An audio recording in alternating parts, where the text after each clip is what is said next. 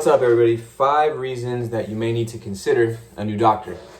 There's lots of reasons to get a new doctor. I'm not telling you to run out and tell your doctor you never want to see him again just because you might relate to this video a little bit, but at least it should open your mind to maybe considering finding a new doctor. Now, reason number 1, in no particular order, they don't listen to you. A lot of times you may have experienced going to the doctor. You've been waiting weeks, sometimes for an appointment, some people months, and you have a lot to say. You've written it down, you've maybe memorized it, or you just have a lot of experiences you want to share with them to kind of give them indicators on how to figure out your problem. And they just don't listen. That's a big problem in my opinion. How are you supposed to fix a problem you're not listening to? So that's the first one. Number 2, they're not literate to the autoimmune disease that you have, in this particular ME. If they don't know what ME is, if they're not understanding of it, or don't even believe it's a real illness, which I'm shocked in 2020 that's still a thing. You got to find someone that understands the illness that you have and is staying up to date with the developments of that illness and treatments for it. Number 3, doctors do this a lot. If they speak over you, if you start telling them, I have a lot of inflammation in my joints and it hurts, and they just immediately interrupt you every time that you're talking, that's a big red flag for me too. If I am not even respected enough to not be cut off, then that's an issue. Now, if you've been rambling for 10 minutes, I get it. They have, 30 other patients, unfortunately, they have to see, and they have to keep it moving. But if they're not letting you talk, that's a big issue in my opinion. Number 4, and now we're getting down to the two, they're not in order, but these are big ones, the last 2. If you ever notice that the narrative starts to shift where the doctor starts to blame you, well, have you been doing this?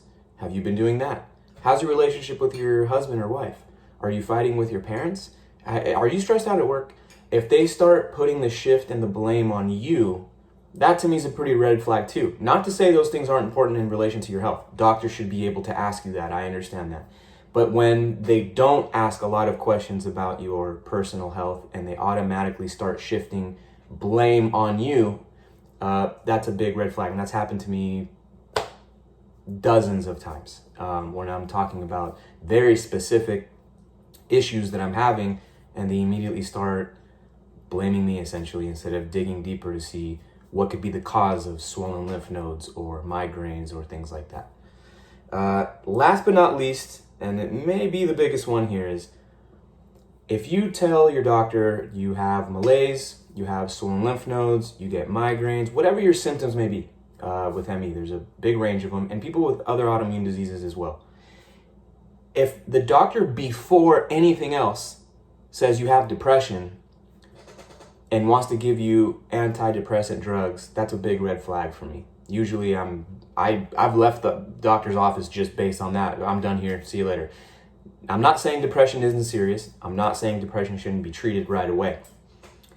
But a 10-minute consultation with a doctor, a general doctor, and they're just throwing that at you right away, I think that's a bad idea, especially when they haven't really run blood work. They just say that you look sad and depressed. Well, guess what? People that are sick get sad and depressed. I mean, that's just common sense. People that have been stuck in their room and have been in bed for a month and don't know what's wrong with them, and their family's asking them why they're in bed. Why don't you just get up? Come on, what's wrong? Get it together. All these things. You don't think people are going to look sad or lethargic, bags under their eyes, look a little depressed? We're all human, of course.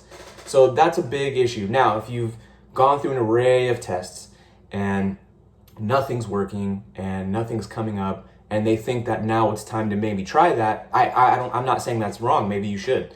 But if that's the first thing right off the bat, big red flag in my opinion. Now, there's a lot of other red flags. Maybe you can share some red flags you've had in the comments, because I know there's a lot more than just 5. I just want to keep the video short. But please share with me what you've experienced, and until next time, take care.